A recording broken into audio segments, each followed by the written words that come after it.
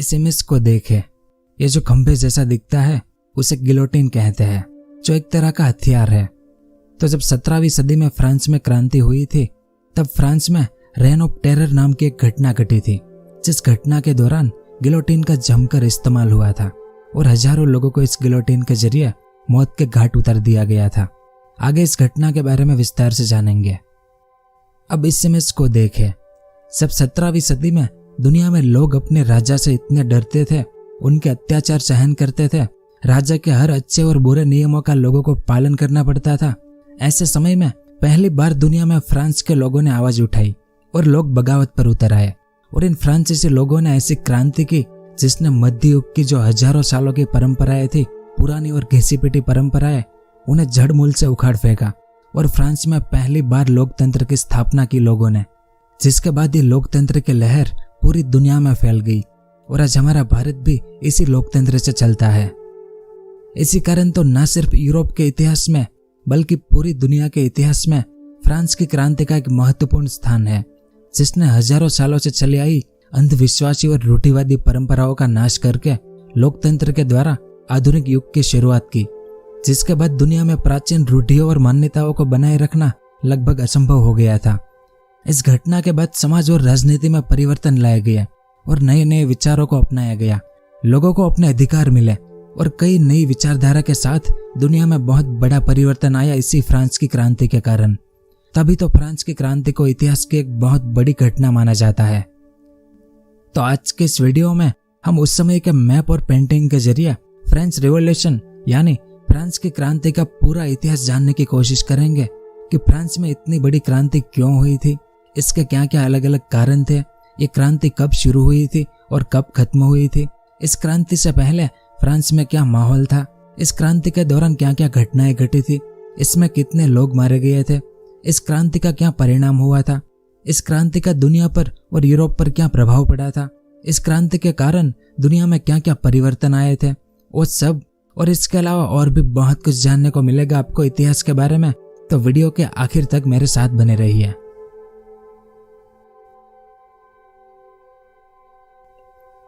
इस मैप को देखें। ये यूरोप का मैप है 16वीं सदी का, जिसमें ये वाला है फ्रांस। तो उस समय ब्रिटेन के बाद दुनिया का सबसे शक्तिशाली देश फ्रांस ही हुआ करता था और इसी देश में साल 1789 में क्रांति हुई थी, जो 1799 तक चली, यानी पूरे 10 साल तक चली थी। लेकिन क्रांतियां कभी अचानक से नहीं होती, कभी कभार एक छोटी सी घटना बारूद से भरे गोडाउन में विस्फोट का काम कर देती है। तो फ्रांस की क्रांति में भी ऐसा ही हुआ था। क्रांति रूपी बारूद का गोडाउन तो लगभग 2 सदियों से भरा पड़ा था। सिर्फ 1789 की कुछ घटनाओं ने इस गोडाउन में विस्फोट करवा दिया। तो फ्रांस की क्रांति किसी एक कारण से नहीं हुई थी, ना ही यह क्रांति सिर्फ अत्याचार और असमानता के विरोध में हुई थी। इस क्रांति के पीछे राजनीतिक, सामाजिक, आर्थिक, प्रशासनिक और बौद्धिक जैसे अनेकों कारण थे। तो सबसे पहले हम फ्रांस में जो क्रांति हुई थी वो किन किन कारणों से हुई थी वो जानते हैं, ताकि आगे आपको समझने में आसानी हो। तो सबसे पहला था फ्रांस के राजनीतिक कारण। अब उस जमाने में फ्रांस में निरंकुश शासन की एक अजीब परंपरा कायम हो गई थी। क्रांति से पहले फ्रांस पर बुर्बो राजवंश का शासन था।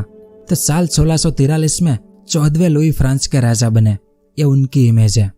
इन्होंने साल 1715 तक फ्रांस पर राज किया और इनके शासनकाल में फ्रांस यूरोप में सबसे शक्तिशाली देश बन गया था, क्योंकि इन्होंने युद्ध कर करके फ्रांस की सीमाओं का विस्तार किया। इस कारण फ्रांस के इतिहास में इस राजा को सबसे महान राजा माना जाता है। लेकिन इन्होंने फ्रांस का पूरा पावर अपने हाथ में ले लिया, जिसके बाद फ्रांस में कोई भी ताकत ऐसी ना रह पाई जो किसी तरह इस राजा का विरोध कर सके। यानी राजा की इच्छा ही कानून था और ये राजा कहा करता था कि मैं ही राज्य हूँ, ईश्वर ने मुझे शासन करने के लिए भेजा है। अब ये राजा था तो होनहार, तभी तो इसने फ्रांस पर निरंकुश शासन करना शुरू किया था। लेकिन दूसरी ओर इस 14वें लुई ने इतने युद्ध किए कि जिससे फ्रांस की आर्थिक स्थिति बिगड़ गई और इन्होंने अपने शासन के दौरान वर्साई का भव्य महल भी बनवाया, जिसके बाद फ्रांस पर भारी कर्जा हो गया और ये फ्रांस का कर्ज चुकाया इससे पहले ही इनकी मौत हो गई। तो फिर इनकी मौत के बाद 15वें लुई फ्रांस के राजा बने 1715 में। यह उनकी इमेज है। इन्होंने लगभग अगले 60 सालों तक फ्रांस पर शासन किया, लेकिन ये राजा एकदम आलसी और विलासी था और ऊपर से इनके मंत्री भी वैसे ही निकले, आलसी और अयोग्य, फिर अपने शासन में इस राजा ने 7 ईयर वॉर शुरू किया ब्रिटेन से, जो 1756 से लेकर 1763 तक चला था, जिसमें फ्रांस को बहुत बड़ी आर्थिक हानि उठानी पड़ी। फ्रांस की तिजोरियां एकदम खाली हो गई और फ्रांस कर्जे में डूब गया। यानी फ्रांस के राजा और उनके मंत्रियों का विलासी जीवन और युद्धों के कारण फ्रांस की आर्थिक स्थिति निरंतर बिगड़ती गई, जिसे सुधारने का बिल्कुल भी प्रयास नहीं किया इन आलसी राजा और उनके मंत्रियों ने, जिस कारण आम जनता की हालत दिन ब दिन बिगड़ती जा रही थी और फिर इनकी भी मौत हो गई। और 1774 में लुई 16वां फ्रांस का अंतिम राजा बना। यह उनकी इमेज है। तो इन्हीं के शासन में फ्रांस में क्रांति हुई थी, क्योंकि जब यह फ्रांस का राजा बना तब इनकी उम्र सिर्फ 20 साल की थी। इस कारण फ्रांस जैसे बड़े साम्राज्य पर शासन करने के लिए न इनके पास जरूरी शिक्षा थी और न ही ज्यादा अनुभव था, और उम्र कम होने के कारण यह राजा फ्रांस के प्रभावशाली लोगों की बातों में बहुत जल्दी आ जाता था। और ऊपर से यह राजा फ्रांस की राजधानी पेरिस से 12 मील दूर वर्साई के शानदार राजमहल में रहता था। यह वर्साई का महल है जो 8 किलोमीटर में फैला हुआ था। यह महल यूरोप के अन्य राजाओं के महलों की तुलना में बहुत ही भव्य और शानदार था।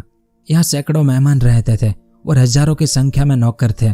महल में रंगरेलियों की भरमार थी और इस राजमहल पर हर साल करोड़ों रुपए खर्च किए जाते थे।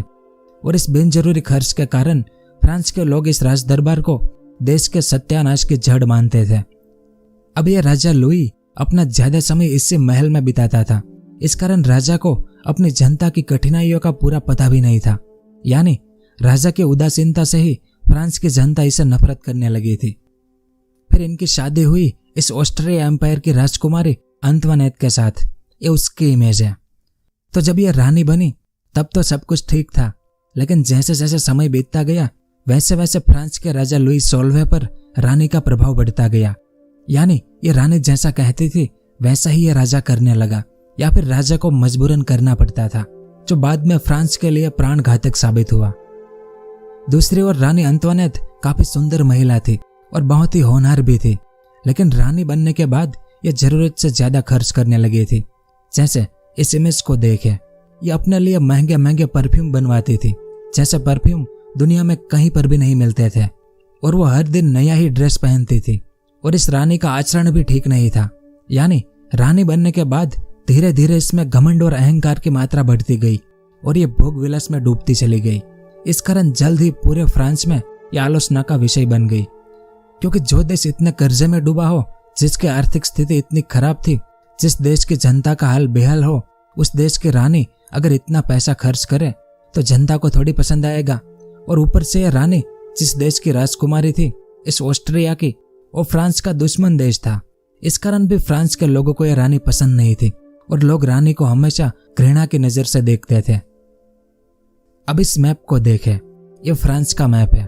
तो जैसे आज हमारा भारत अलग अलग राज्यों का समूह है, वैसे ही फ्रांस भी उस समय 13 अलग अलग पार्लिमाओं का समूह था, जिसमें यह पेरिस की पार्लिमा मुख्य पार्लिमा थी। लेकिन इन सभी पार्लिमाओं में समानता का अभाव था। कहने को यह सभी पार्लिमा केंद्रीय शासन पेरिस की पार्लिमा के अंतर्गत थी और हर पार्लिमा के लिए एक अलग अलग मंत्री नियुक्त किया जाता था, जो केंद्र के आदेश अनुसार अपनी पार्लिमा की शासन व्यवस्था चलाता था। लेकिन पेरिस की केंद्रीय शासन की कमजोरी का लाभ उठाकर इन बाकी पार्लिमाओं के मंत्री अपनी मर्जी मुजब अपनी अपनी पार्लिमाओं में शासन करने लगे थे।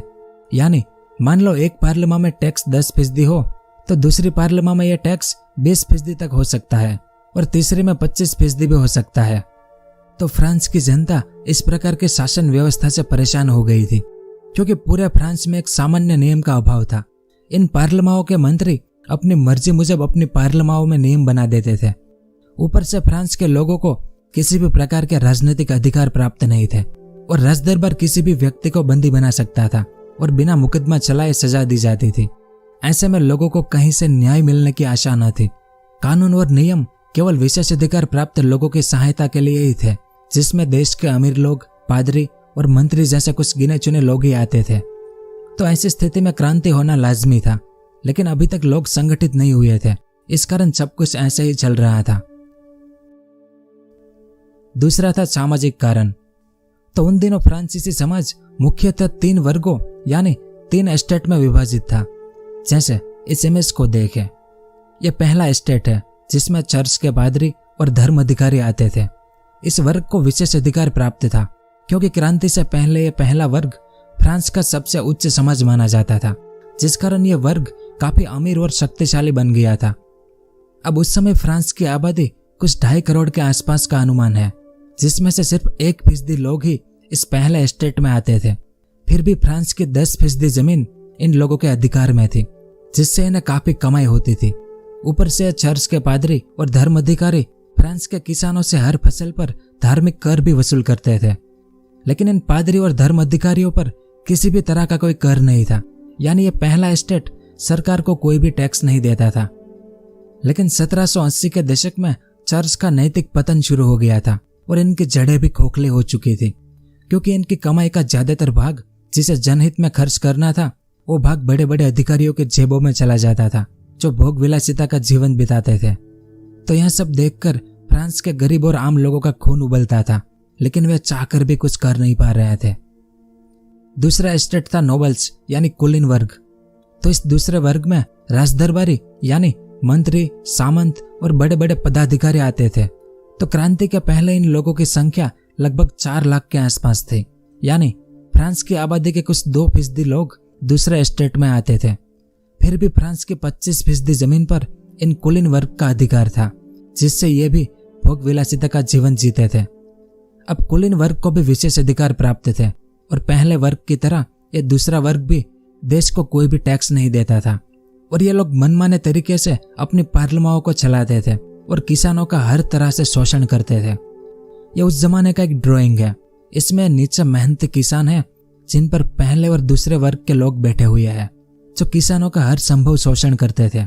यानी ये पहले और दूसरे वर्ग के लोग कुछ भी काम नहीं करते थे, फिर भी ये लोग बहुत ही अच्छा जीवन जी रहे थे, और सामने किसान रात दिन काम कर कर भी गरीब और लाचार थे। इस कारण किसान भी इन राजदरबारियों से नाराज थे और इस पुरानी प्रथा को हटाना चाहते थे, लेकिन इनके पास कोई पावर था नहीं। इस कारण ये लोग चुपचाप सब कुछ सहन कर रहे थे। तीसरा एस्टेट था गरीब और मध्यम वर्ग। तो पहले और दूसरे वर्गों के अलावा बाकी सभी लोगों को तीसरे वर्ग का सदस्य माना जाता था, और फ्रांस की 97% आबादी इसी वर्ग में आती थी, जिन्हें किसी भी तरह का कोई अधिकार नहीं था। इस वर्ग में व्यापारी, वकील, लेखक, शिक्षक, किसान और मजदूर सभी तीसरे वर्ग के सदस्य थे, जिसमें से 90% तो किसान और मजदूर ही थे। अब ये जो तीसरा वर्ग था उसकी आबादी बहुत ज्यादा थी, लेकिन इन लोगों में आपसी असमानता भी ज्यादा थी। जैसे इस वर्ग में जो लेखक, वकील, शिक्षक, व्यापारी जैसे पढ़े लिखे लोग थे, इनकी स्थिति अच्छी थी, इन्हें ज्यादा परेशानी नहीं थी, क्योंकि पहले और दूसरे वर्ग यानी पादरियों और राजदरबारियों का सारा काम ये पढ़े लिखे लोग ही करते थे। इस कारण तीसरे वर्ग के इन पढ़े लिखे लोगों को थोड़ी बहुत सुविधाएं मिलती थी। अब इस तीसरे वर्ग के इन पढ़े लिखे लोगों में कई लोग काफी अमीर थे, लेकिन फिर भी इन लोगों में काफी असंतोष था कि हमारे पास भी पैसे हैं, तो पहले और दूसरे वर्ग के लोगों को जो सम्मान और विशेषाधिकार मिलते हैं, वो सम्मान और विशेषाधिकार हमें भी मिलने चाहिए। ऐसी मांग करते थे तीसरे वर्ग के पढ़े लिखे लोग, जो जायज भी था। यही कारण था कि क्रांति के समय समानता का नारा बुलंद किया गया, और इस नारे को बुलंद करने वाले यही पढ़े लिखे लोग थे। और बाकी तीसरे वर्ग में जो किसान, मजदूर और कारीगर थे, जिनकी आबादी सबसे ज्यादा थी, इन लोगों को राज परिवार, राजदरबारियों, पादरियों और कुलीन वर्ग के सारे काम करने पड़ते थे, और वो भी मुफ्त में। इस कारण इन लोगों का जीवन बहुत ही दयनीय था, क्योंकि इन्हें राजा को, चर्च को, सामंतों को कई प्रकार के टैक्स देने पड़ते थे। फिर भी इन लोगों को ना कोई अधिकार था और ना ही इन्हें कोई सुविधा दी जाती थी। ऊपर से इन लोगों से बहुत ही सख्ती से टैक्स वसूला जाता था, क्योंकि कभी अकाल या कम पैदावार होती थी, तब भी इन्हें किसी प्रकार की माफी या छूट नहीं दी जाती थी। ऊपर से कुलीन वर्ग और पादरी वर्ग हमेशा इनका शोषण करते रहते थे। इस कारण इन लोगों को दिनहीन जीवन बिताना पड़ता था। न तो इन्हें भरपेट भोजन मिलता था और न तन ढकने के लिए पूरे कपड़े, और भोग विलास तो इनके जीवन से कोसों दूर था। यानी टैक्स के भारी बोझ से किसानों की कमर टूट चुकी थी, क्योंकि उनकी आय का लगभग 85% हिस्सा टैक्स के रूप में चला जाता था। इस कारण पहले और दूसरे वर्ग के प्रति इनकी नफरत दिन प्रतिदिन बढ़ती जा रही थी। यही कारण था कि जब फ्रांस में क्रांति हुई, तब इन किसानों ने हृदय से इस क्रांति का स्वागत किया और इस व्यवस्था का सफाया करने में अपना पूरा जोर लगा दिया था। अगला कारण था दार्शनिकों और विचारकों का योगदान। तो क्रांति के पहले फ्रांस में कई लेखक, विचारक और दार्शनिक हुए जिन्होंने इस मौजूदा व्यवस्था के विरुद्ध क्रांति की भावना को जागृत करने का खूब प्रयास किया। इन्होंने हजारों साल पुरानी व्यवस्था पर प्राणघातक प्रहार किया। इन्होंने लोगों के असंतोष को बड़ी खूबसूरती से शब्दों में प्रस्तुत किया और इस व्यवस्था में सुधार के लिए एक बहुत बड़ा जनमत तैयार किया, जिनमें से एक थे मोंतेस्क्यू। ये उनकी इमेज है। फ्रांसीसी समाज की आलोचना करने वाले पहले प्रमुख व्यक्ति मोंतेस्क्यू ही थे। पेशे से एक न्यायाधीश थे, लेकिन इनकी लोकप्रिय book the spirit of law में इन्होंने फ्रांस के राजाओं के अधिकार और फ्रांस की समाज व्यवस्था की खूब आलोचना की और ये खुद भी चाहते थे कि देश में निरंकुश शासन को समाप्त करके संवैधानिक शासन लागू करना चाहिए ताकि सभी लोगों को समान अधिकार मिले। दूसरे थे वाल्तेयर। ये उनकी इमेज है। वाल्तेयर एक महान लेखक, दार्शनिक, इतिहासकार और एक आलोचक थे और अपनी आलोचना के कारण इन्हें कई बार कारावास की सजा भी भुगतनी पड़ी। असल में वाल्तेयर को हर प्रकार के अत्याचार से नफरत थी क्योंकि ये आजादी के समर्थक थे। कहते हैं कि इनका लेखन तलवार से भी ज्यादा धारदार होता था। इन्होंने उस समय के अन्याय और अत्याचार पर ऐसा ऐसा लिखा कि जिसे पढ़कर किसी भी इंसान का खून गर्म हो जाए। इन्होंने जो धर्म अधिकारी थे उनकी भी खूब टीका की, यानी इनके लेखन से भी हजारों लोग जागृत हुए और लोगों को भी ऐसा महसूस हुआ कि देश को एक नई व्यवस्था की जरूरत है। तीसरे थे रूसो। ये उनकी इमेज है। तो रूसो को उस समय के सबसे महान विचारक माना जाता है। इनका मानना था कि एक आदर्श समाज का निर्माण होना चाहिए। इनकी फेमस बुक सोशल कॉन्ट्रैक्ट में इन्होंने लिखा है कि सभी इंसान स्वतंत्र और एक समान है, तो राजा का कर्तव्य है कि वो हर इंसान के अधिकारों की रक्षा करे, और अगर राजा ऐसा ना करे तो जनता को भी यह अधिकार होना चाहिए कि वह राजा को सजा दे पाए। यानी फ्रांस के लाखों लोग रूसो के कारण जागृत हुए थे। तभी तो क्रांति के कुछ सालों बाद नेपोलियन ने कहा था कि यदि फ्रांस में रूसो का जन्म ना होता तो फ्रांस में क्रांति का होना असंभव था। तो इससे आप अंदाजा लगा सकते हैं कि उस समय लोग रूसो से कितना प्रभावित हुए होंगे। अगले थे दिदरो। ये उनकी इमेज है। तो दिदरो के लेखन में धर्म और राजनीति के संबंधित आलोचनाएं थी जिनसे साफ साफ विद्रोह की बदबू आ रही थी। इसके अलावा दिदरो ने निरंकुश शासन, चर्च की अनैतिकता, सामंती व्यवस्था, सामाजिक असमानता और भ्रष्टाचार पर कठोर प्रहार किए थे, जिन्हें पढ़ने के बाद लोगों को एक नया दृष्टिकोण मिला था। इसके अलावा कुछ विचारक ये भी कह रहे थे कि सबको अपनी इच्छा अनुसार काम करने दो, जिन पर राज परिवार के कम से कम हस्तक्षेप हो। एक ऐसी व्यवस्था का निर्माण करो, और राजा अगर कहता है कि ईश्वर ने मुझे शासन करने के लिए भेजा है तो राजा से सबूत मांगो कि इनका क्या सबूत है तुम्हारे पास। यानी इन विचारकों ने राजा के शासन पर सवाल उठाए कि किसने तुम्हें शासन करने का अधिकार दिया है। ऐसे कई विचार इन्होंने अपनी किताबों में लिखे, जिन किताबों को पढ़े लिखे लोग पढ़ते थे, और ये पढ़े लिखे लोग इन विचारों को जोर जोर से बोलकर उन लोगों के सामने रखते थे जो लोग पढ़े लिखे नहीं थे। जैसे इस इमेज को देखे, ये उस जमाने का एक सैलून है और ऐसे हजारों सैलून पूरे फ्रांस में उस समय बनाए गए थे। यहाँ पर पढ़े लिखे लोग अनपढ़ लोगों को नए नए विचार बताते थे। इस कारण भी कई लोग जागृत होते जा रहे थे। तो फ्रांस के इन्हीं दार्शनिकों और लेखकों ने लोगों को आजादी का सपना दिखाया, क्योंकि इन विचारकों द्वारा बताए गए स्वतंत्रता, समानता, सहिष्णुता, उन्मुक्त व्यापार और जनसत्ता के विचार पुराने व्यवस्था को उखाड़ने में मजबूत हथियार साबित हुए। असल में इन लेखकों और दार्शनिकों ने ही क्रांति को जन्म दिया था और क्रांति के कारणों को बड़ी चतुराई के साथ लोगों के सामने रखकर लोगों को क्रांति की ओर बढ़ने के लिए मजबूर कर दिया था। अगला था आर्थिक कारण। शुरू में हमने जाना कि फ्रांस की आर्थिक स्थिति निरंतर बिगड़ती जा रही थी। राजा 14वें लुई के बहुत सारे युद्ध और वर्षा के भव्य राजमहल के निर्माण ने न सिर्फ फ्रांस की तिजोरियों को खाली करवाया, बल्कि इससे फ्रांस पर बहुत ज्यादा कर्ज भी हो गया था। फिर 15वें लुई ने भोगविलासिता और ब्रिटेन के साथ 7 ईयर वॉर के कारण फ्रांस का कर्ज और बढ़ गया, और 16वें लुई के शासन में फ्रांस लगभग दिवालिया होने की कगार पर आ खड़ा था। तो फ्रांस की आर्थिक हालत खराब थी। इस कारण तीसरे एस्टेट के लोग यानी किसान और मजदूर पर कर का बोझ बढ़ता जा रहा था। हजारों लोग बेरोजगार थे। पाव रोटी की कीमतें बढ़ती जा रही थी। इस कारण राजा लुई ने तुरंत तुर्गोत को, यह उनकी इमेज है, तो इन्हें फ्रांस का वित्त मंत्री बनाया गया, क्योंकि तुर्गोत उस जमाने के प्रसिद्ध अर्थशास्त्री और राजनीतिज्ञ थे। इन्होंने लगभग 2 साल तक इस पद पर रहते हुए फ्रांस की आर्थिक स्थिति को सुधारने का खूब प्रयास किया। इन्होंने देश के उद्योग और व्यापार को बढ़ाने के लिए लोगों को तरह तरह की सुविधाएं दिलवाने की कोशिश की और बहुत भारी कर यानी टैक्स लोगों पर जो लादे गए थे उन्हें भी कम करने की कोशिश की।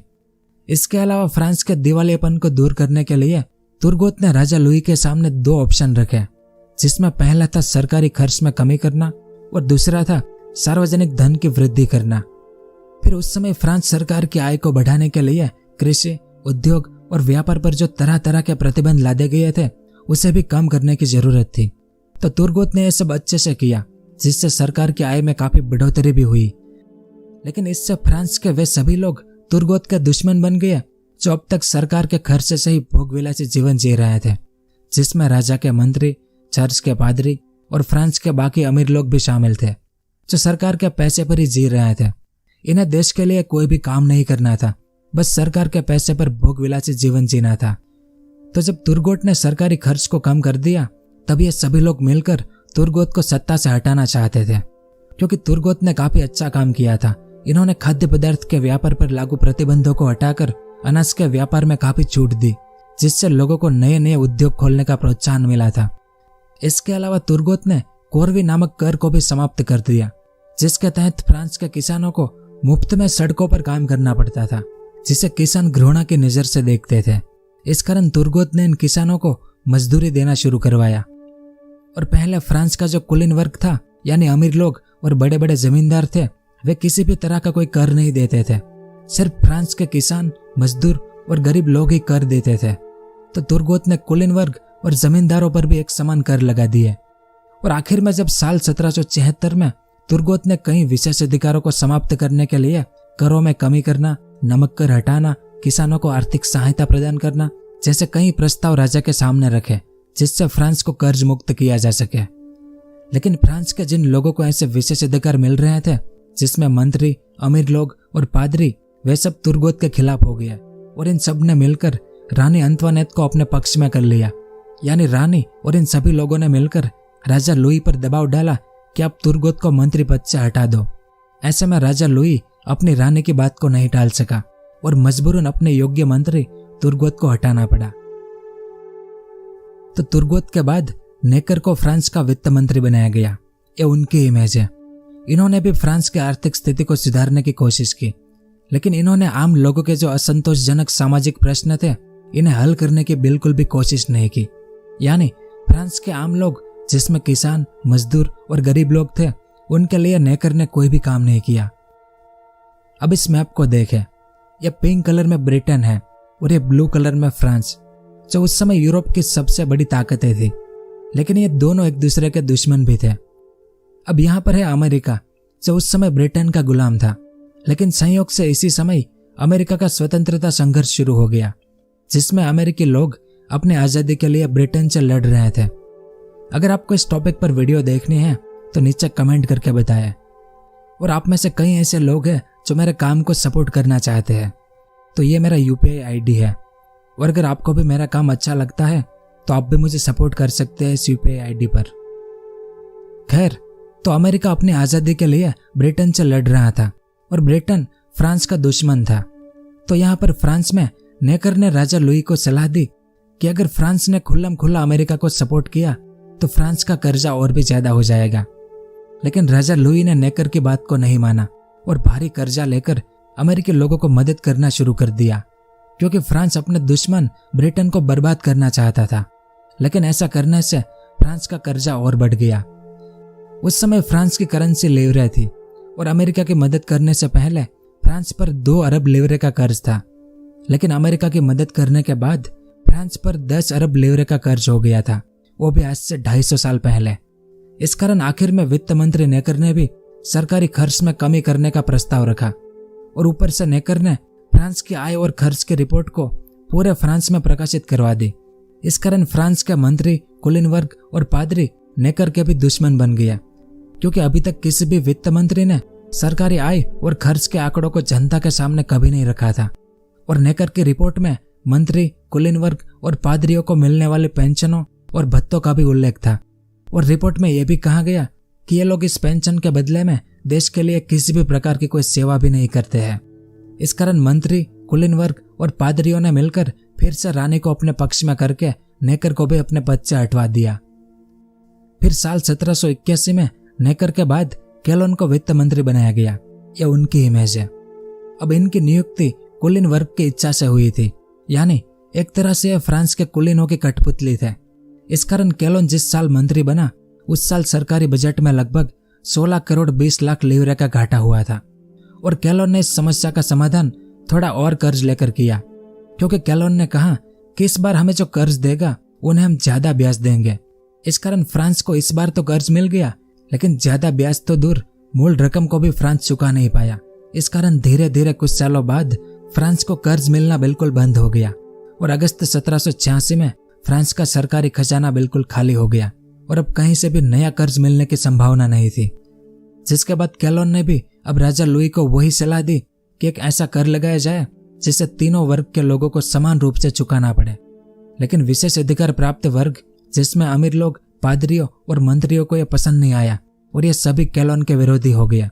लेकिन कैलोन ने समझदारी से अपना काम लिया और खुद ही अपने पद से त्यागपत्र दे दिया। इसके बाद ब्रेने को वित्त मंत्री बनाया गया। ये उनकी इमेज है। ये भी फ्रांस की आर्थिक स्थिति को नहीं सुधार पाए और इन्होंने भी राजा लुई को वही सलाह दी कि तीनों वर्गों पर एक समान कर लगा दो, तभी सरकार की तिजोरियों में पैसा आएगा। इस कारण आखिरकार तंग आकर राजा लुई ने इस बार नए कर लगाने की मंजूरी दे दी कि अब सब पर एक समान कर लगा दो। अब उस समय भी फ्रांस की राजधानी पेरिस थी और पेरिस की पार्लियामेंट फ्रांस की मुख्य पार्लियामेंट थी। तो पेरिस की पार्लियामेंट ने राजा के इन करों का घोर विरोध किया और इन्हें अपने रजिस्टर में दर्ज करने से इनकार कर दिया। अब जब तक नए कर के नियम पार्लियामेंट के रजिस्टर में दर्ज नहीं हो पाते तब तक उन्हें लागू नहीं किया जा सकता था। और पेरिस की पार्लियामेंट का कहना था कि करों को लगाने का अधिकार उन्हीं लोगों को है जो लोग कर अदा करते हैं। तो इसके लिए आप एस्टेट जनरल का अधिवेशन बुलाओ, तभी देश में नए कर लागू होंगे। लेकिन राजा लुई को यह मंजूर नहीं था। इस कारण राजा लुई ने पार्लियामेंट के सदस्यों को बंदी बनाने की कोशिश की। राजा लुई ने अपनी सेना को आदेश दिया कि पार्लियामेंट के सभी सदस्यों को बंदी बना लो। लेकिन फ्रांस की सेना ने इन सदस्यों को बंदी बनाने से इनकार कर दिया और ऊपर से फ्रांस की आम जनता ने भी पार्लियामेंट का जोरदार समर्थन किया कि एस्टेट जनरल का अधिवेशन बुलाओ, तभी देश में नए कर लागू होंगे। और इसी तरह फ्रांस में जो दूसरी पार्लियामेंट थी उन्होंने भी पेरिस की पार्लियामेंट का समर्थन करते हुए एस्टेट जनरल के अधिवेशन की मांग की। यानी धीरे धीरे पूरे फ्रांस में इस मांग का समर्थन होने लगा था। अब कई सदियों से फ्रांस की सेना और आम जनता राजा के विरुद्ध कभी बोली नहीं थी, तो वह सब इस बार क्यों आवाज उठा रहे थे? क्योंकि अमेरिका के स्वतंत्रता संघर्ष में फ्रांस ने ब्रिटेन के खिलाफ अमेरिकी लोगों को काफी मदद की थी। फ्रांस ने अपने 12,000 सैनिक और 32,000 स्वयंसेवकों को अमेरिका भेजा था। तो ये सैनिक और स्वयंसेवक जब अमेरिका को जिताकर वापस फ्रांस लौटे तो इन्होंने फ्रांस की आम जनता को क्रांति के लिए उत्साहित करना शुरू कर दिया कि अत्याचारी शासन के विरुद्ध कैसे लड़ा जाता है, कैसे अत्याचारी शासन को खत्म किया जाता है। इसके अलावा फ्रांस का जो पड़ोसी देश है आयरलैंड, ये वाला, तो आयरिश लोगों ने भी अपने निरंकुश शासन के विरुद्ध आंदोलन करके 1782 में काफी सुविधाएं प्राप्त कर ली थी। तो इसका भी फ्रांस के लोगों पर काफी प्रभाव पड़ा था। तो कुल मिलाकर फ्रांस की सेना और आम जनता मौजूदा शासन से संतुष्ट नहीं थी। सेना और उनके अधिकारियों पर उस समय के विचारों का जोरदार प्रभाव पड़ चुका था। इस कारण तो इस बार सेना भी फ्रांस की आम जनता के साथ खड़ी हो गई थी। तो यह सब देखकर आखिरकार राजा लुई को जनता की मांग के सामने झुकना पड़ा और राजा लुई ने एस्टेट जनरल के अधिवेशन को बुलाने की मंजूरी दे दी। लेकिन राजा लुई का झुकना इस बात का संकेत था कि अब फ्रांस में निरंकुश शासन बहुत जल्द समाप्त होने वाला है। अब इस इमेज को देखें। यह है एस्टेट जनरल, जो फ्रांस की सदियों पुरानी एक संस्था थी, जिसका आखिरी अधिवेशन साल 1614 में हुआ था और फिर 1789 में एक बार फिर यह अधिवेशन बुलाया गया। क्योंकि देश में जब नए कानून पास करने हो तो उसके लिए देश के सभी प्रतिनिधियों की मंजूरी लेना जरूरी था। तो इस अधिवेशन में पूरे फ्रांस के पादरियों के प्रतिनिधि, कुलीन वर्ग के प्रतिनिधि और आम जनता के प्रतिनिधि, यानी तीनों वर्गों के प्रतिनिधि लगभग बराबर संख्या में आने वाले थे। लेकिन इसमें टोटल 3 ही मत थे, एक पादरियों का मत, एक कुलीन वर्ग का मत और एक आम जनता का मत। तो 3 में से अगर किसी भी कानून को 2 मत मिल जाए तो एस्टेट जनरल द्वारा वो कानून पास कर दिया जाता था। लेकिन पादरियों का एक मत और कुलीन वर्ग का एक मत ज्यादातर एक ही तरफ होता था, क्योंकि इन दोनों वर्गों को विशेष अधिकार मिलते थे। तो ये दोनों मिले हुए थे और ये दोनों अपने बहुमत से आसानी से आम जनता को हरा देते थे। तो 5 मई 1789 के दिन एस्टेट जनरल का अधिवेशन शुरू हुआ, जिसमें राजा लुई ने उद्घाटन भाषण में संविधान और नए सुधार के बारे में एक भी शब्द नहीं कहा। राजा ने सिर्फ इसी बात पर जोर दिया कि देश की विषम आर्थिक स्थिति को सुधारने के लिए एस्टेट जनरल को बुलाया गया है, और राजा को विश्वास था कि एस्टेट जनरल नए करों को मंजूरी देकर शांति से अधिवेशन समाप्त कर देगी। राजा लुई ने कल्पना भी नहीं की थी कि एस्टेट जनरल का अधिवेशन क्रांति का मुख्य द्वार बन जाएगा, क्योंकि यहाँ पर राजा की गलती सिर्फ इतनी ही थी कि इन्होंने मौजूदा व्यवस्था से खुश और विशेष अधिकार प्राप्त पादरी और कुलीन वर्ग को बिना किसी अधिकार वाली आम जनता के सामने खड़ा कर दिया, जो जनता मौजूदा व्यवस्था को पूरी तरह से सुधारना चाहती थी। तो जैसे ही राजा का भाषण खत्म हुआ और अधिवेशन शुरू हुआ, इसके साथ ही एक गंभीर विवाद उठ खड़ा हुआ। और विवाद क्या था? कुछ पादरी और कुलीन वर्ग के प्रतिनिधि पुरानी व्यवस्था को बरकरार रखना चाहते थे, जबकि तीसरे वर्ग के प्रतिनिधि पादरी और कुलीन वर्ग के विशेष अधिकारों को समाप्त करने पर अड़ा हुआ था। अब इस विवाद को सुलझाए बिना अधिवेशन कोई भी फैसला नहीं ले सकता था। तो दुर्भाग्यवश 6 मई को यह संघर्ष शुरू हुआ, जो जून के अंत तक चलता रहा। इस दौरान आम जनता के प्रतिनिधि रोज इस अधिवेशन में आते थे, इस उम्मीद के साथ कि देश में नए सुधार हो जाए। लेकिन पादरी और कुलीन वर्ग के प्रतिनिधि अधिवेशन में नहीं आते थे, और जब तक तीनों वर्ग के प्रतिनिधि साथ न आए तब तक अधिवेशन खत्म करना नामुमकिन था। तो धीरे धीरे समय बीतता जा रहा था और कुछ 5 सप्ताह बीत गया, लेकिन अधिवेशन आगे नहीं बढ़ पा रहा था। इस कारण तंग आकर आम जनता के प्रतिनिधियों ने अगले महीने यानी 13 जून के दिन पादरी और कुलीन वर्ग के प्रतिनिधियों को आखिरी बार निमंत्रण भेजा कि अगर आप कल अधिवेशन में नहीं आए तो आपके बिना ही अधिवेशन का काम शुरू कर दिया जाएगा। लेकिन फिर भी पादरी और कुलीन वर्ग के सभी प्रतिनिधि अगले दिन अधिवेशन में नहीं आए। इस कारण 17 जून को आम जनता के प्रतिनिधियों ने एक महत्वपूर्ण कदम उठाते हुए अपने आप को राष्ट्रीय महासभा घोषित कर दिया, यानी नेशनल असेंबली, जो स्पष्ट रूप से एक क्रांतिकारी कदम था, क्योंकि अब यह एक तरह से फ्रांस की सरकार बन गई और ये 20 जून को शपथ लेने वाले थे। लेकिन राजा लुई और पादरी और कुलीन वर्ग को यह मंजूर नहीं था।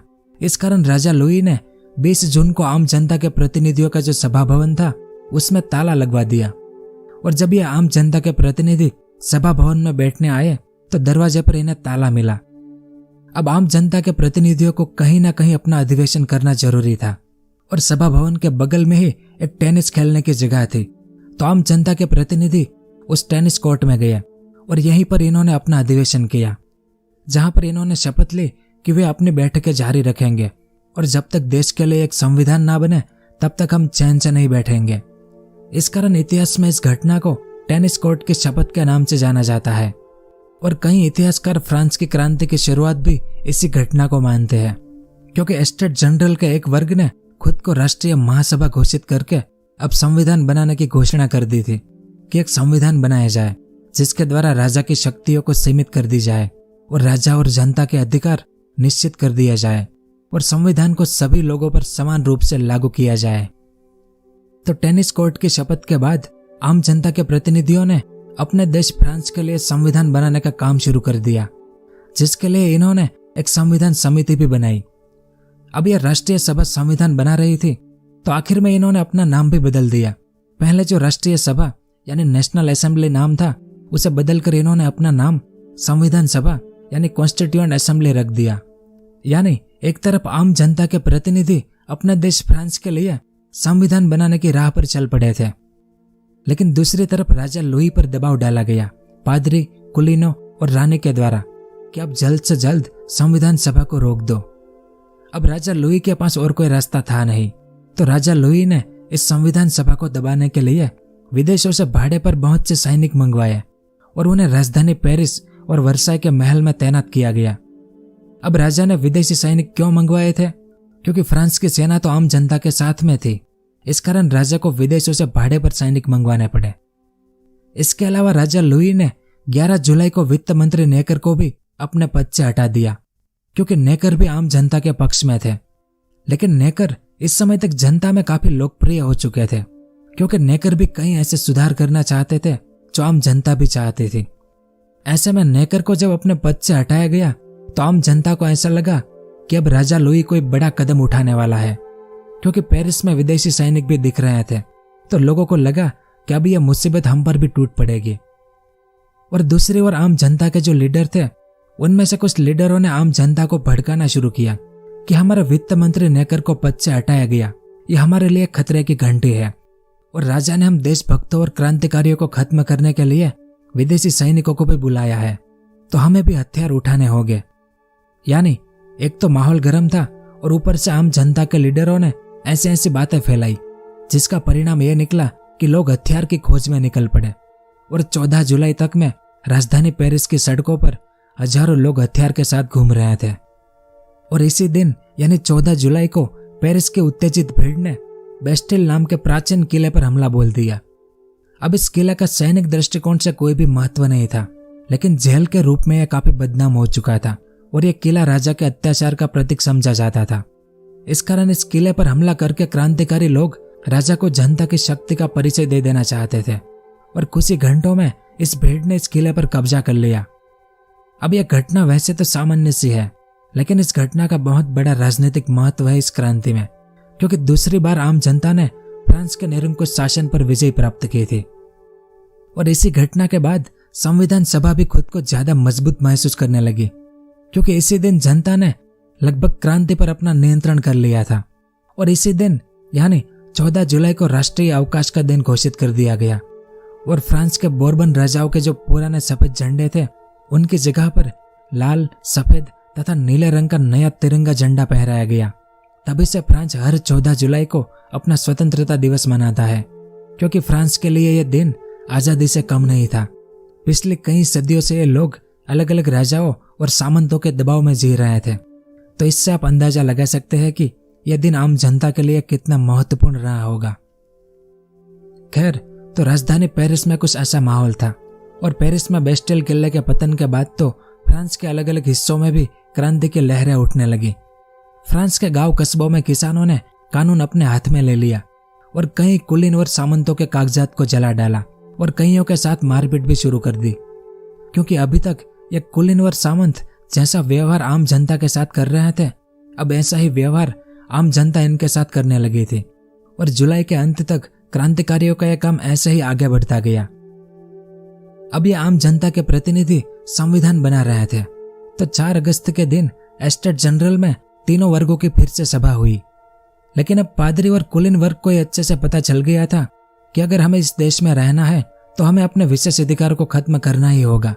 अगर हम ऐसा नहीं करेंगे तो यह आम जनता हमसे यह विशेष अधिकार छीन लेगी।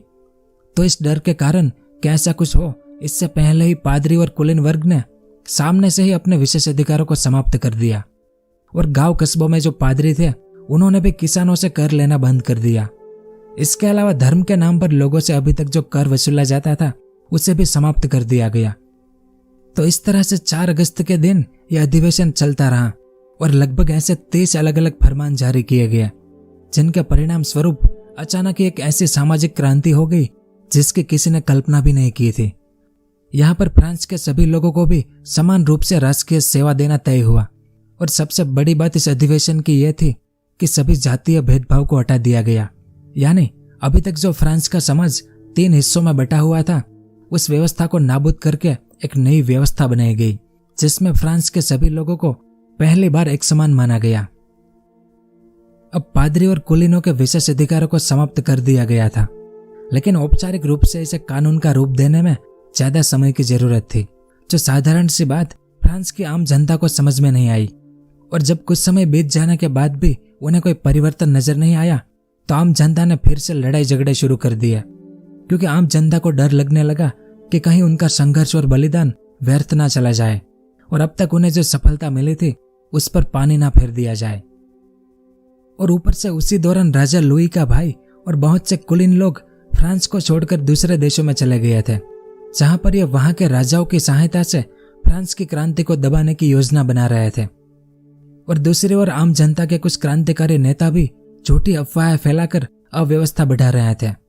लेकिन आम जनता के लिए सबसे बड़ी जो मुश्किल थी वो ये थी कि 4 अगस्त को जो 30 फरमान जारी किए गए थे, उस पर राजा ने अभी तक अपनी स्वीकृति नहीं दी थी। इस कारण आम जनता को भी ऐसा लगने लगा कि कहीं राजा लुई भी पड़ोसी देशों के राजाओं के साथ मिलकर कोई षड्यंत्र तो नहीं बना रहा। इसके अलावा जो फरमान जारी किए गए थे वो अभी तक कानून नहीं बने थे। इस कारण फ्रांस में जो स्थिति थी उसमें अभी तक सुधार नहीं हुआ था। पाव रोटी की कीमत अभी भी आसमान छू रही थी। कई लोग अभी भी बेरोजगार थे। तो इन सबसे तंग आकर 5 अक्टूबर के दिन राजधानी पेरिस में कुछ 7,000 महिलाएं आंदोलन करने के लिए इकट्ठी हुई और हमें पाव रोटी दो का नारा लगाते हुए यह भीड़ वर्साई के महल की तरफ रवाना हुई। यह उस जमाने का एक ड्राइंग है। इसमें आप देख सकते हैं इन महिलाओं के हाथ में खेत के औजार हैं।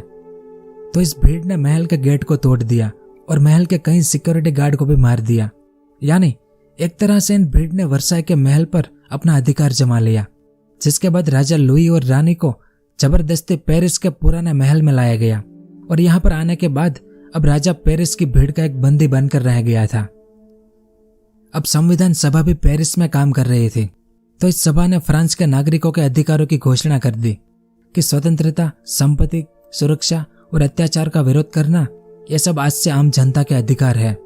घोषणा पत्र में कहा गया कि इंसान जन्म से ही स्वतंत्र रहता है जब तक कि वह दूसरे की स्वतंत्रता में बाधक ना बने। अब किसी भी व्यक्ति को मनमाने ढंग से गिरफ्तार नहीं किया जाएगा और कानून के तहत सबको एक समान कहा गया और हर इंसान को बोलने, लिखने और प्रकाशन की आजादी दी गई।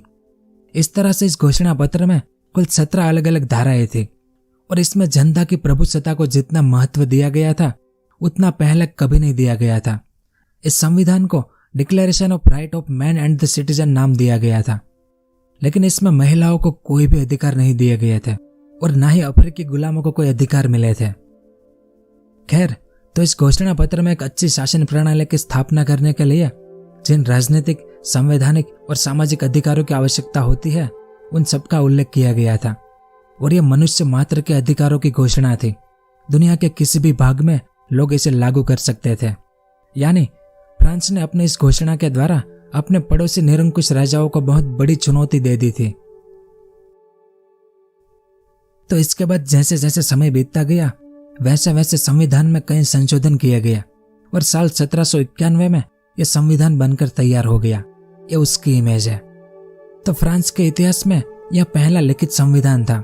इसमें बहुत सारी धाराएं लिखी गई थी, जिसमें जो सबसे महत्वपूर्ण थी वो ये थी कि अब देश के राजा को सरकारी धन को मनचाहे ढंग से खर्च करने का अधिकार नहीं दिया गया और राजा का वेतन निश्चित कर दिया गया। और राजा को एक अधिकार यह भी दिया गया कि अगर संविधान सभा कोई कानून पास करती है और वो कानून अगर राजा को पसंद ना आए तो राजा उस कानून को 4 साल तक लागू होने से रोक सकता है। तो इस तरह से संविधान बनकर तैयार हो गया और राजा लुई ने विवश होकर इस नए संविधान को स्वीकार कर लिया। इसके अलावा इस संविधान में अभी तक धर्म के नाम पर चर्च को जो संपत्ति मिल रही थी उस संपत्ति को राष्ट्र की संपत्ति घोषित कर दी गई। देश में पादरियों की संख्या घटाकर लगभग आधी कर दी गई और पादरियों का वेतन भी निश्चित कर दिया गया। यानी अब पादरी भी एक तरह से देश के कर्मचारी बन गए। और सबसे बड़ी बात यह कि चर्च के सभी अधिकारियों को इस संविधान का समर्थन करने की शपथ लेनी पड़ेगी, लेकिन ज्यादातर पादरियों ने शपथ लेने से मना कर दिया और जिन पादरियों ने अभी तक क्रांति का समर्थन किया था वे भी क्रांति के विरोध में हो गए। यानी एक तरह का धार्मिक कलह खड़ा हो गया। फिर भी आत्मग्लानि के साथ राजा लुई ने इस पर भी हस्ताक्षर कर दिया। अब पहले राजा लुई को वर्साई के महल से पेरिस में लाया गया और फिर राजा से उसके अधिकार छीनकर संविधान पर हस्ताक्षर करने पर मजबूर कर दिया गया। तो इन सभी घटनाओं से राजा लुई काफी परेशान हो गया और आखिर में उसने भी फ्रांस से भागने की योजना बनाई। राजा लुई अपनी रानी और राजकुमार के साथ भेष बदलकर पेरिस से भाग निकला, लेकिन फ्रांस की सीमा पार करने के पहले गांव के लोगों ने उसे पहचान लिया कि यह तो हमारा राजा है। जिसके बाद राजा को वापस राजधानी पेरिस लाया गया और अब राजा को एक तरह से नजरबंद कैदी की तरह रखा गया। लेकिन इस भागने की घटना के बाद फ्रांस के लोगों को अब अपने राजा पर विश्वास नहीं रहा और इसी घटना ने क्रांति के प्रवाह को एकदम बदल कर रख दिया, क्योंकि अभी तक फ्रांस में राजशाही को खत्म करके लोकतंत्र की स्थापना करने की बात किसी ने भी नहीं की थी। लेकिन राजा की इस हरकत के बाद अब लोग चाहने लगे थे कि राजशाही खत्म करके अब फ्रांस में लोकतंत्र की स्थापना करनी पड़ेगी। तो इस तरह से अब फ्रांस में गणतंत्रवाद का प्रारंभ हुआ। फिर इसके बाद 1 अक्टूबर 1791 के दिन नई विधानसभा का अधिवेशन शुरू हुआ। लेकिन इसमें पादरियों ने संविधान के प्रति शपथ लेने से इनकार कर दिया और फ्रांस के कुछ हिस्सों में पादरियों के नेतृत्व में हजारों लोगों ने विद्रोह कर दिया। इन्होंने राष्ट्रीय रक्षकों को मार भगाया, जिसके बाद फ्रांस में गृह युद्ध शुरू हो गया। अब यह गृह युद्ध पादरियों के कारण शुरू हुआ था, तो संविधान सभा ने उन पादरियों को गिरफ्तार करने का आदेश दे दिया, लेकिन राजा ने इस गिरफ्तारी को मंजूरी नहीं दी। इस कारण लोगों का राजा के प्रति अविश्वास थोड़ा और बढ़ गया और राजा लुई जनता में और बदनाम होने लगा। अब इस दौरान बहुत से कुलीन वर्ग के लोग फ्रांस छोड़कर भाग गए थे, तो अब इन कुलीनों के साथ साथ कई पादरी भी फ्रांस से भागने लगे। उस समय इन सभी को भगोड़ा कहा गया था, लेकिन ये सभी भगोड़े फ्रांस की पूर्वी सीमा के उस पार, यानी इस ब्लू कलर वाले प्रशिया के इस भाग में इन भगोड़ों ने लगभग 20,000 सैनिकों की सेना तैयार कर ली। और इतना ही नहीं, इन्हें इस ऑस्ट्रिया और इस प्रशिया के राजाओं का समर्थन भी प्राप्त था। तो अब ये दूसरे देश के राजा फ्रांस के भगोड़ों की मदद क्यों कर रहे थे? क्योंकि फ्रांस में अगर क्रांति सफल होगी तो क्रांति का यह तूफान इनके देश में भी आएगा और इनके देश में भी राजशाही खत्म हो जाएगी। तो ऐसा ना हो, इस कारण दूसरे देश के राजा इन भगोड़ों की मदद कर रहे थे ताकि फ्रांस की क्रांति को रोकी जा सके। लेकिन इस तरफ फ्रांस में संविधान सभा ने इन भगोड़ों के विरुद्ध भी एक फरमान जारी किया कि आप लोग वापस फ्रांस लौट आए और आप अपनी सेनाएं भी भंग कर दो, और अगर आपने ऐसा नहीं किया तो आपकी सारी संपत्ति यहाँ पर जब्त कर ली जाएगी और आपके साथ शत्रुओं जैसा व्यवहार किया जाएगा। लेकिन राजा लुई ने इस बार भी मंजूरी नहीं दी और राजा के इस कदम ने क्रांतिकारियों को और अधिक भड़का दिया, क्योंकि अब देश का राजा अपनी मनमानी कर रहा था। देश के पादरी और कुलीन वर्ग के लोग देश से भागकर अपनी अपनी सेना बना रहे थे, जिसमें इस ऑस्ट्रिया का राजा इन पादरी और कुलीनों की मदद कर रहा था। ऐसे में देश की जनता भड़क उठी थी। तो 20 अप्रैल 1792 के दिन फ्रांस की संविधान सभा ने इस ऑस्ट्रिया के विरुद्ध युद्ध की घोषणा कर दी। अब संविधान सभा अभी अपने पैरों पर खड़ी भी नहीं हुई थी कि युद्ध शुरू हो गया, जिस युद्ध के लिए संविधान सभा के पास ना कोई ढंग की योजना थी और ना ही बड़ी सेना थी। इस कारण शुरुआत में फ्रांस को भारी हानि उठानी पड़ी और फ्रांस को हार का सामना भी करना पड़ा। और ऊपर से संविधान सभा के 2 फरमान, एक भगोड़ों को सजा देना और दूसरा इस युद्ध के दौरान राजधानी पेरिस की रक्षा के लिए 20,000 सैनिकों की व्यवस्था करने के फरमान निकाले गए थे। लेकिन राजा लुई ने दोनों को रद्द करवा दिया। इस कारण पेरिस की जनता फिर से भड़क उठी और 20 जून 1792 के दिन इस जनता ने राजमहल पर धावा बोल दिया और राजा को फरमान पर हस्ताक्षर करने को कहा। लेकिन राजा ने हस्ताक्षर करने से मना कर दिया, जिसके बाद जनता राजा को अपमानित करके वापस लौट आई। फिर अगले महीने यह प्रशिया भी ऑस्ट्रिया के साथ मिलकर फ्रांस के विरुद्ध युद्ध में कूद पड़ा और प्रशियन सेना फ्रांस की सीमाओं में काफी अंदर तक घुस आई, जिस दौरान एक प्रशियन सेनापति ने फ्रांस की जनता को आदेश दिया कि तुम फ्रांस के राजा को आजाद कर दो और राज परिवार के साथ किसी भी प्रकार का अभद्र व्यवहार ना करो, और अगर तुमने ऐसा नहीं किया तो हम पेरिस को धूल में मिला देंगे। लेकिन प्रशियन सेनापति के इस आदेश से पेरिस की जनता गुस्से में आ गई और 10 अगस्त 1792 के दिन पहले से भी बड़ा भयंकर विद्रोह हुआ। इस भीड़ ने दोबारा राजमहल पर धावा बोल दिया, जिसमें राज परिवार तो किसी प्रकार बच गया, लेकिन राजमहल के 800 रक्षक मारे गए और भीड़ में से भी लगभग 5,000 आम जनता मारी गई। अब 10 अगस्त के इस विद्रोह के लिए पेरिस की संविधान सभा जवाबदार थी, जिसमें जैकोबिन लोग सबसे ज्यादा थे। अब ये जैकोबिन कौन थे? तो उस समय फ्रांस की राजनीति में छोटे छोटे संगठन खड़े हुए थे, जिसमें से एक था ये जैकोबिन क्लब, जिसका लीडर था रोबेस्पियर। ये उसकी इमेज है। तो ये जैकोबिन क्लब किसी भी तरीके से राजा लुई को हटाना चाहता था, लेकिन पुराने संविधान से राजा को हटा नहीं सकते थे। राजा को हटाने के लिए नए संविधान की जरूरत थी। तो नया संविधान बनाने के लिए एक अस्थायी समिति बनाई गई, जिसका अध्यक्ष दांतो को बनाया गया। ये दांतो की इमेज है। और इस अस्थायी समिति को कम्यून का शासन कहा जाता है।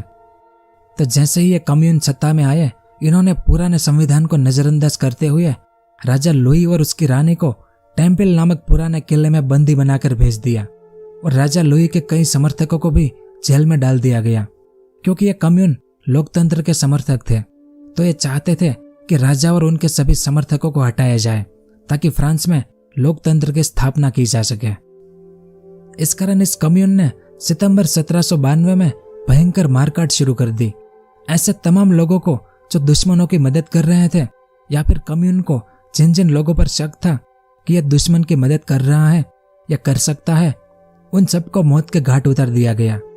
2 सितंबर से लेकर 6 सितंबर के बीच लगभग 1200 लोगों को मौत के घाट उतारा गया। इस घटना को सितंबर का हत्याकांड कहते हैं। अब यह कम्यून एक अस्थायी समिति थी, यानी कुछ समय के लिए, जब तक एक स्थायी समिति ना बन जाए तब तक के लिए। तो 21 सितंबर 1792 के दिन एक नई समिति बनाई गई जिसे कन्वेंशन नाम से जाना जाता है। तो कन्वेंशन ने सत्ता में आते ही फ्रांस को गणराज्य घोषित कर दिया, यानी आज से राजशाही खत्म और लोकतंत्र का आगाज कर दिया। और तुरंत ही कन्वेंशन ने एक नया संविधान बनाने की भी शुरुआत कर दी। लेकिन उस समय फ्रांस की राजनीति में कुछ छोटे छोटे संगठन उठ खड़े हुए थे। तो इन संगठनों के आपसी मतभेद के कारण यह कन्वेंशन नया संविधान बनाने का काम शुरू नहीं कर पा रहा था। तो किन किन संगठनों के बीच आपसी मतभेद था? तो एक तो था जैकोबिन क्लब। इस क्लब की बैठकें लगभग रोज होती थी और इसमें बड़े जोशीले भाषण दिए जाते थे और ये रोबेस्पियर इस क्लब का प्रसिद्ध नेता था। उस समय फ्रांस के लगभग 2000 नगरों में इन जैकोबिन क्लब की शाखाएं फैली हुई थी, लेकिन इनकी मुख्य शाखा पेरिस में ही थी और पेरिस की शाखा जो आदेश देती थी उसका पूरे फ्रांस की सभी शाखाएं पालन करती थी। तो इस तरह से जैकोबिन क्लब काम करता था। और उनके सामने दूसरा संगठन था जिरोंडिन का, जिनके सदस्य फ्रांस के दक्षिण पश्चिम भाग, फ्रांस के मैप में ये लाल कलर में जो है उसे जिरोंड कहा जाता है। तो इनके सदस्य ज्यादातर यहाँ से ही आए थे, इस कारण इनका नाम जिरोंडिन था। और ये बड़े साहसी लोग थे क्योंकि इनमें ज्यादातर युवा थे, जिनके नेता मैडम रोलान थी।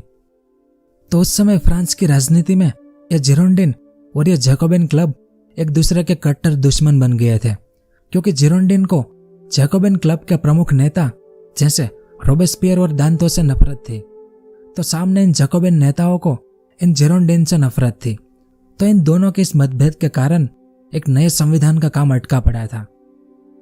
अब मौजूदा समय में कन्वेंशन सत्ता में था, जिसमें ज्यादातर जैकोबिन क्लब के लोग थे और ये जैकोबिन राजा लुई को फ्रांस की क्रांति का सबसे बड़ा दुश्मन मानता था। इस कारण जैकोबिन ने मांग की कि राजा को तुरंत बिना अभियोग चलाए ही सजाए मौत दी जाए। लेकिन कुछ लोग इसके विरोध में थे, इस कारण राजा को सजा दी जाए या ना दी जाए इस पर मतदान हुआ, जिसमें टोटल 721 सदस्यों ने मतदान किया, जिसमें से 387 सदस्यों ने राजा को मौत की सजा देने के पक्ष में मत दिया, तो सिर्फ 334 सदस्यों ने इसके विरोध में मत दिया, यानी ज्यादातर सदस्य राजा को मौत की सजा देने के पक्ष में थे। इस कारण 21 जनवरी 1793 के दिन राजा लुई को सूली पर चढ़ा दिया गया। यह उस दौर की एक पेंटिंग है जिसमें राजा लुई 16वां है। अब उन दिनों गुलेटिन के जरिए फ्रांस में सजा दी जाती थी। इस इमेज में आप देख सकते हैं, इस ब्लेड के जरिए मौत की सजा दी जाती थी। तो राजा लुई को भी इसी तरह से सजा दी गई। लेकिन राजा लुई की मौत का परिणाम बहुत बुरा निकला, क्योंकि इतिहास में शायद पहली बार ऐसी घटना घटी थी जिसमें देश के लोगों ने मिलकर राजा को मौत की सजा दी हो। तो इस घटना को देखकर फ्रांस के पड़ोसी देश के सभी राजा परेशान हो गए कि कहीं हमारे साथ भी ऐसा ना हो, हमारे देश के लोग कहीं इनकी तरह क्रांति करके हमें ना मार दे। तो इस डर के कारण ये इंग्लैंड, ये स्पेन, ये हॉलैंड और जर्मनी के सभी राज्य और नीचे ये इटली, इन सब ने मिलकर फ्रांस के विरुद्ध युद्ध का ऐलान कर दिया। और ये ऑस्ट्रिया और प्रशिया तो फ्रांस के साथ लड़ ही रहे थे, यानी फ्रांस के सभी पड़ोसी राजा अब फ्रांस पर एक साथ टूट पड़े थे। और ऊपर से राजा की मौत के बाद फ्रांस में गृह युद्ध की ज्वाला धधक उठी। फ्रांस के कुछ 1 लाख किसानों ने नए संविधान के विरुद्ध विद्रोह कर दिया, जिसके बाद फ्रांस में गृह युद्ध शुरू हो गया, यानी फ्रांस अंदर भी लड़ रहा था और बाहर भी लड़ रहा था 1793 में। अब पिछले साल कम्यून जब सत्ता में आई थी, जिसमें जैकोबिन क्लब के प्रमुख नेता थे, तब इन्होंने सितंबर हत्याकांड किया था और 1200 लोगों को मौत की सजा दी थी। तो जिरोंडिन संगठन इसके लिए जैकोबिन के नेताओं को सजा दिलवाना चाहता था, लेकिन मौजूदा सत्ता यानी कन्वेंशन ने मंजूरी नहीं दी। इस कारण इन जिरोंडिन लोगों ने विद्रोह करते हुए कन्वेंशन भवन को घेर लिया। लेकिन कन्वेंशन ने इसे रोकने के लिए जिरोंडिन नेताओं की गिरफ्तारी का आदेश दे दिया। पर इस आदेश के बाद फ्रांस के जो लोग जिरोंडिन के फेवर में थे, ऐसे तमाम लोगों ने कन्वेंशन सरकार के विरुद्ध हथियार उठा लिए। यानी फ्रांस में जो गृह युद्ध चल रहा था वो अब धीरे धीरे बड़ा होता जा रहा था। लेकिन इस बड़े होते हुए गृह युद्ध से कन्वेंशन सरकार परेशान होती जा रही थी, क्योंकि इनकी सत्ता खतरे में आ गई थी। इस कारण कन्वेंशन ने जल्दी से एक नया संविधान बना डाला। ये उसकी इमेज है जो 1793 के संविधान के नाम से प्रसिद्ध हुआ। और इस नए संविधान में फ्रांस के सभी नगरों के अधिकार और जनता के अधिकारों को सुरक्षित रखने की व्यवस्था की गई और किसी भी कानून को जनता की स्वीकृति के बाद ही लागू करने का प्रावधान रखा गया। और फ्रांस में 21 साल से बड़े हर युवक को मतदान करने का अधिकार दिया गया। तो ऐसे बहुत से कानून बनाए गए जिससे फ्रांस की जनता खुश हो गई और धीरे धीरे जनता शांत हो गई और उनका जो अविश्वास था सरकार के प्रति वो भी अब दूर हो गया। यानी इस नए संविधान से फ्रांस एक भयंकर गृह युद्ध से बच गया था। लेकिन फ्रांस के लिए जो सबसे बड़ी मुसीबत थी वो अभी खत्म नहीं हुई थी। पड़ोसी देशों से इनका जो युद्ध चल रहा था वो अभी भी जारी था। इस कारण कन्वेंशन सरकार ने फ्रांस की सेनाओं का पुनर्गठन किया और नई सेना ने पड़ोसी देशों की सेना से युद्ध करना शुरू किया और इन्हें रोकने में भी यह कामयाब रही।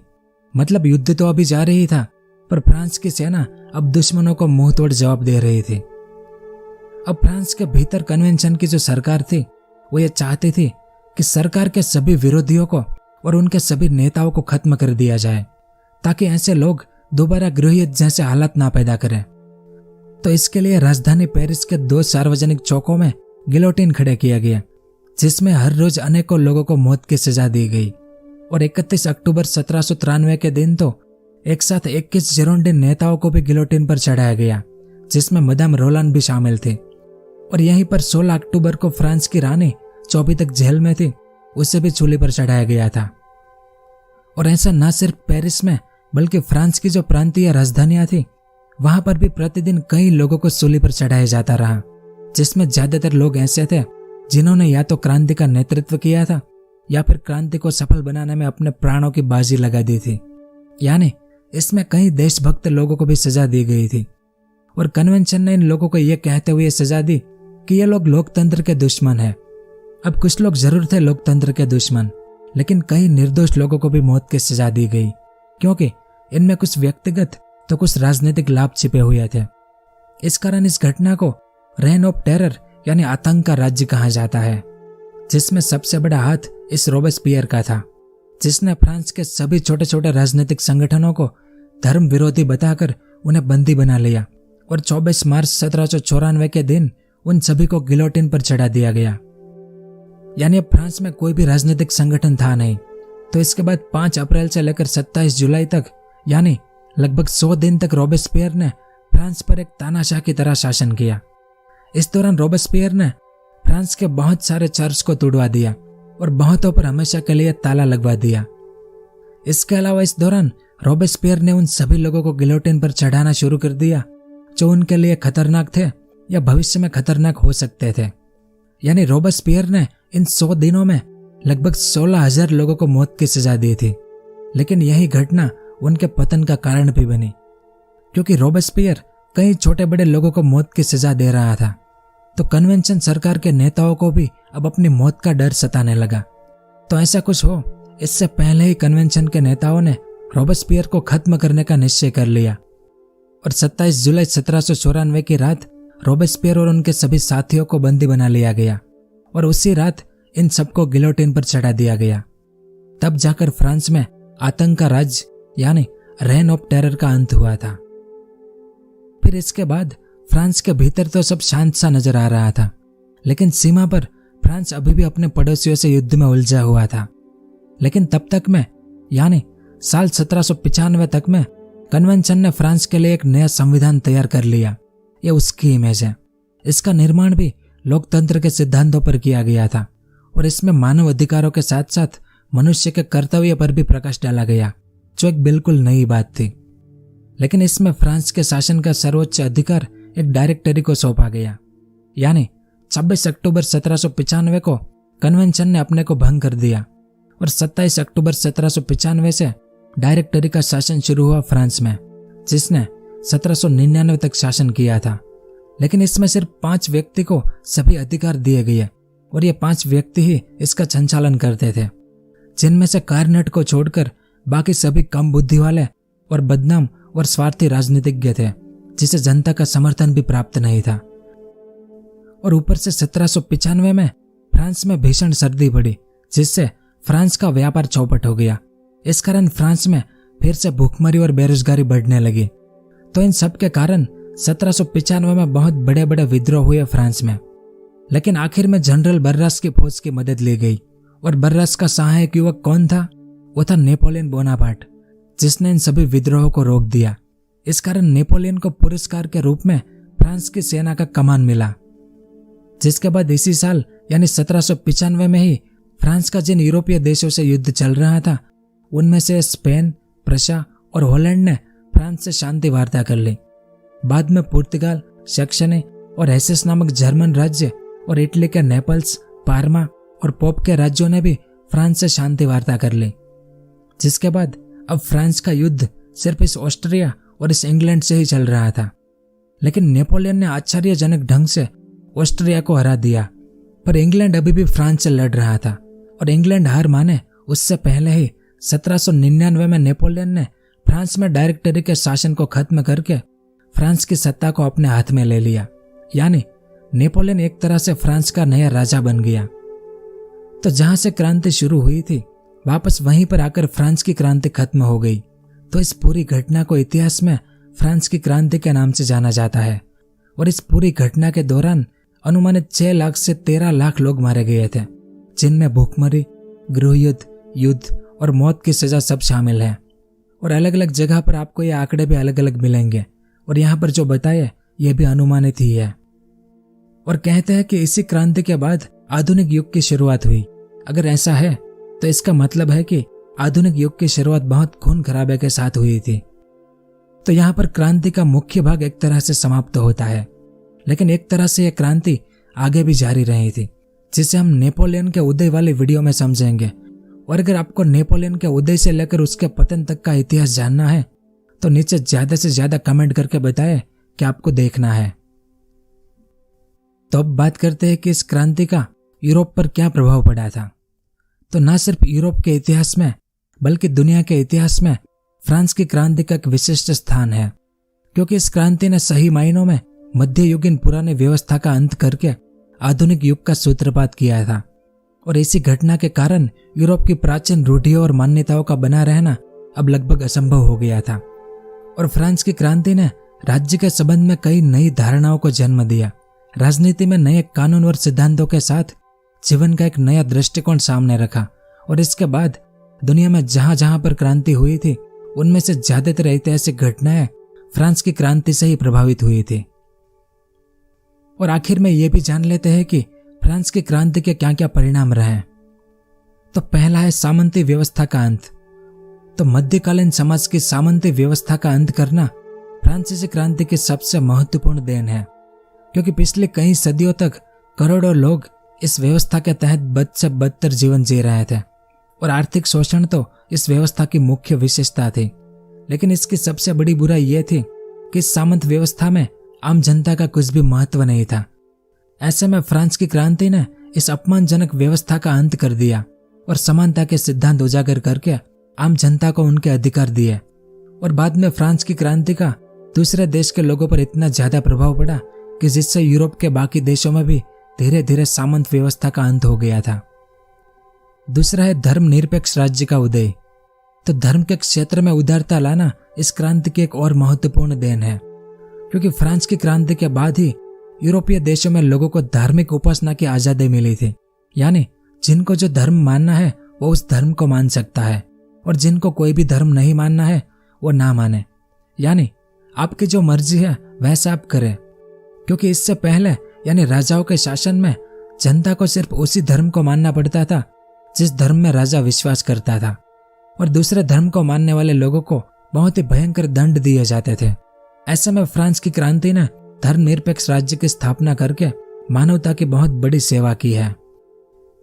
उसके बाद राष्ट्रीयता का विकास, क्योंकि फ्रांस की क्रांति ने एक ऐसी राष्ट्रीयता को जन्म दिया जिसका प्रभाव आज भी दुनिया पर कायम है। लोगों के दिल में अपने देश की सुरक्षा के लिए राष्ट्रवाद की यह भावना सिर्फ फ्रांस तक ही सीमित नहीं रही, जैसे जैसे क्रांति का विस्तार होता गया वैसे वैसे यूरोप के बाकी देश भी इस भावना से प्रभावित और प्रेरित होने लगे और दुनिया के हर गुलाम देश में भी इस भावना का प्रचार हुआ, जिसके बाद उन देशों में भी आजादी के लिए आंदोलन उठ खड़े हुए थे। उसके बाद राजनीतिक देन। तो इस क्रांति ने राजाओं को ईश्वर मानने के सिद्धांत को खत्म करके संप्रभुता के सिद्धांत को अपनाया, यानी देश का शासन किसी एक राजा के हाथ में ना रखकर राज्य की जनता के हाथ में हो, यह इस क्रांति ने साबित कर दिखाया। और इस क्रांति के बाद आम जनता भी अब देश की राजनीति में हिस्सा लेने लगी, जिसके बाद राजनीतिक दलों का बड़े पैमाने पर उदय और विकास हुआ दुनिया भर में। उसके बाद आम जनता का महत्व। तो मानव अधिकारों की घोषणा, उनकी आजादी और समानता के सिद्धांतों को अपनाकर फ्रांस की क्रांति ने आम जनता के महत्व की गरिमा को स्वीकार किया, क्योंकि इस क्रांति से पहले आम जनता का कुछ भी महत्व नहीं था। समाज में सिर्फ विशेष अधिकार वाले और कुलीन वर्गों का ही प्रभाव था। लेकिन इस क्रांति के बाद आम जनता के विचार ही शासन के स्वरूप का आधार बन गई, यानी आम जनता की आजादी इस क्रांति की एक अमूल्य देन बन गई। उसके बाद समाजवाद का उदय। तो फ्रांस की क्रांति ने ही समाजवादी व्यवस्था का मार्ग अपनाया था, क्योंकि इस क्रांति में अमीर और गरीब को समानता दी गई और जो अधिकार अमीर लोगों को मिलते थे वे अधिकार अब गरीब लोगों को भी मिलने लगे, यानी सभी के लिए एक समान कानून बनाया गया। और जो धर्म के ठेकेदार थे उन्हें हटाकर एक समाजवादी व्यवस्था की पृष्ठभूमि ऐसी क्रांति ने तैयार की थी। और आखिर में स्वतंत्रता, समानता और बंधुता। तो फ्रांस की क्रांति ने मानव जाति को स्वतंत्रता, समानता और भाईचारे का नारा प्रदान किया, क्योंकि आजादी इंसान का जन्मसिद्ध अधिकार है। इस नारे की शुरुआत भी इसी क्रांति से हुई थी और राजनीतिक, आर्थिक, सामाजिक और धार्मिक दृष्टि से भी हर इंसान को स्वतंत्रता का अधिकार दिया गया। और इसी तरह भाषण, लेखन, प्रेस तथा जानमाल की सुरक्षा जैसे अधिकार भी इसी क्रांति ने दिए, यानी जीवन के सभी दृष्टिकोण से इंसान को समानता के समान अधिकार दिए गए, जिसमें सभी को न्याय मिलना सबसे बड़ी बात है। और इन्हीं के आधार पर बाद में दुनिया भर में लोकतंत्र की नींव मजबूत हो पाई थी। तो कुछ इस तरह से फ्रांस की क्रांति ने दुनिया को प्रभावित किया था। तो यह सब कुछ था इस वीडियो में। आपको ये वीडियो कैसा लगा नीचे कमेंट करके जरूर बताएं, और वीडियो पसंद आया हो तो इसे एक लाइक जरूर करें। पूरा वीडियो देखने के लिए आपका बहुत बहुत धन्यवाद।